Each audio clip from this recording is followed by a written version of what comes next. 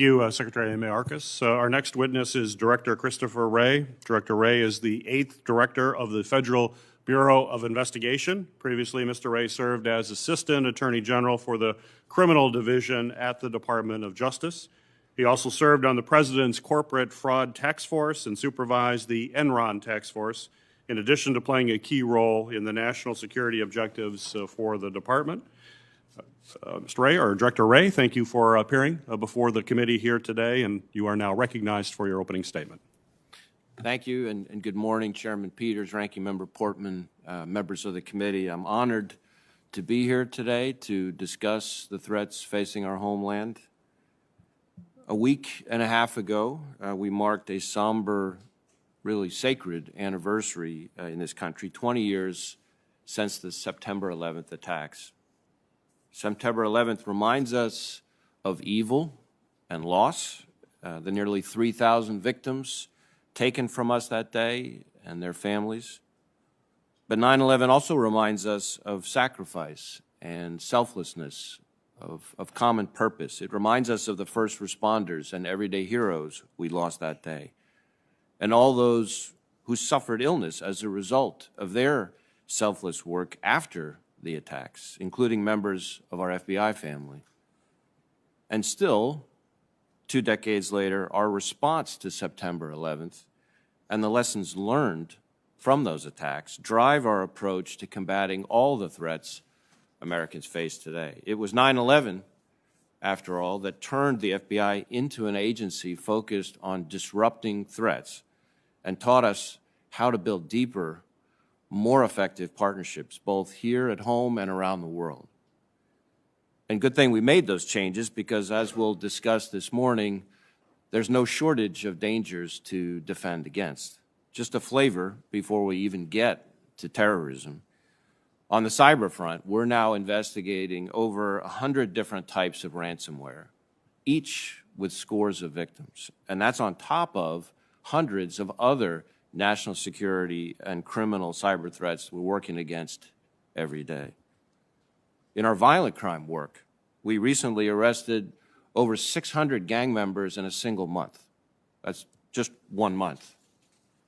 Protecting our nation's innovation, we're opening a new China counterintelligence investigation every 12 hours. And every day, we receive thousands of tips into our National Threat Operations Center, many of which involve imminent threats to life requiring swift action. Now, the list goes on and on. I'm not going to have time to discuss most of them before we get started, but I do want to spend a few minutes on terrorism and the challenges facing those protecting against it. Preventing terrorist attacks remains our top priority, both now and for the foreseeable future. Today, the greatest terrorist threat we face here in the U.S. is from what are, in effect, lone actors. Because they act alone and move quickly from radicalization to action, often using easily obtainable weapons against soft targets, these attackers don't leave a lot of dots for investigators to connect, and not a lot of time in which to connect them. We continue to see individuals radicalized here at home by jihadist ideologies espoused by foreign terrorist organizations like ISIS and al-Qaeda, what we would call homegrown violent extremists.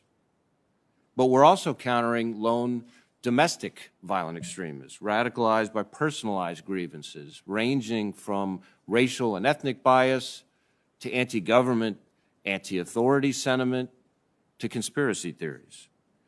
There is no doubt about it, today's threat is different from what it was 20 years ago, and it'll almost certainly continue to change. And to stay in front of it, we've got to adapt too. And that's why over the last year and a half, the FBI has pushed even more resources to our domestic terrorism investigations.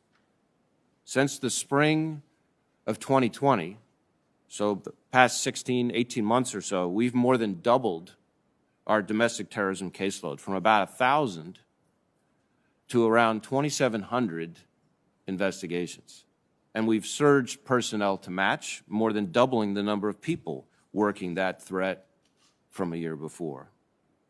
But we're also surging against threats by foreign terrorist organizations like ISIS Al-Qaeda, and Al-Shabaab. Their operatives continue to look for vulnerabilities and have not stopped trying to carry out large-scale attacks against us.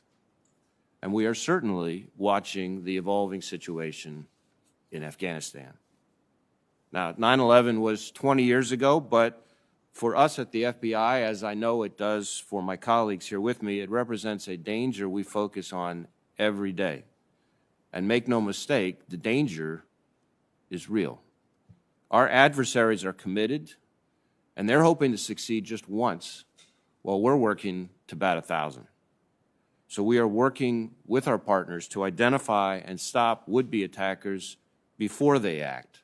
Just within the past couple of years, we've thwarted potential terrorist attacks in areas like Las Vegas, Tampa, New York, Cleveland, Kansas City, Miami, Pittsburgh, and elsewhere.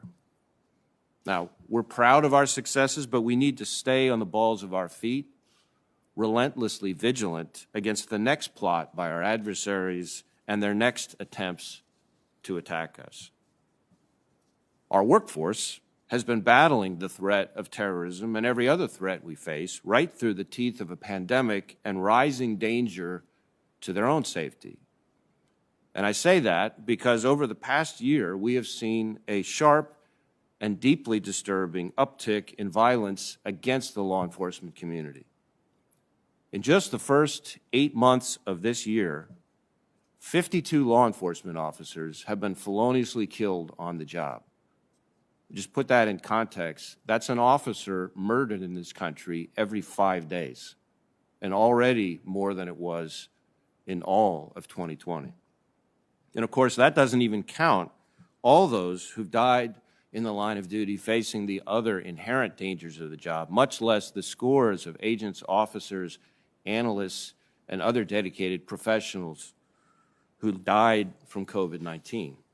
And we will be forever indebted for their bravery and sacrifice, and are bound and determined to honor them all through the way we approach our work, while we remain focused on our ultimate mission, protecting the American people and upholding the Constitution. So thank you for taking the time to hear from me today, and I look forward to your questions.